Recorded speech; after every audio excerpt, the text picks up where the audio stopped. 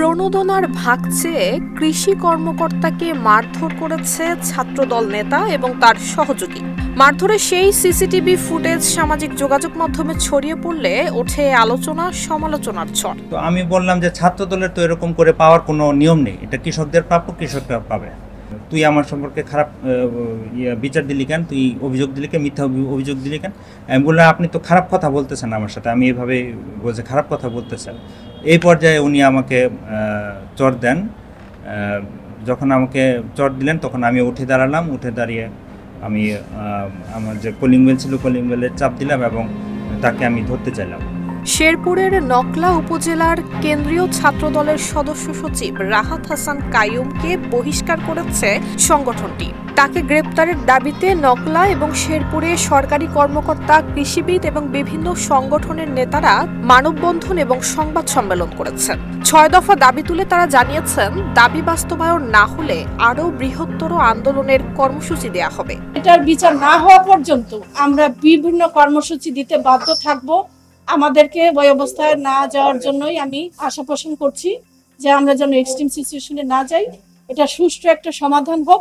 আলোচনা করেছি যদি ২৪ ঘন্টার ভিতরে এই আসামিকে আইনের আওতায় না আনা হয় তাহলে আমরা যুগপৎ আন্দোলনে যাব অন্যান্য সংস্থার সাথে মিলিত হয়ে, এবং তাকে গ্রেফতার করিয়েই আমরা ঘরে ফিরব। পর এই ধরনের ন্যাক্কারজনক ঘটনা যেন ভবিষ্যতে কোনো ব্যক্তি যেন করতে না পারে, সেই ধরনের দৃষ্টান্তমূলক শাস্তি অবশ্যই করতে হবে। যেসব দুষ্কৃতিকারী আমাদের নকলার উপজেলা কৃষি অফিসারের উপর হামলা করেছে তাদের অতি দ্রুত গ্রেফতার এবং তাদেরকে দৃষ্টান্তমূলক শাস্তি দেওয়া, যাতে আমরা নিরবিচ্ছিন্নভাবে আমরা মাঠে সেবা দিয়ে যেতে পারি। স্কিন শুষ্ক রুক্ষ হয়ে যাবে বলে কি বাইরে যাবে না? জাস্ট 1 2 3 4 করো, স্কিনটাকে রিভাইভ করো। এমন ঘটনাকে ন্যাক্কারজনক উল্লেখ করে কাইয়ুমের শাস্তি দাবি করেছে উপজেলা বিএনপি। উক্ত ঘটনার পরিপ্রেক্ষিতে দোষী ব্যক্তির বিরুদ্ধে কঠোর সাংগঠনিক ব্যবস্থা গ্রহণ করেছে। তাকে সকল প্রকার সদস্যপদ থেকে বহিষ্কার করা হয়েছে।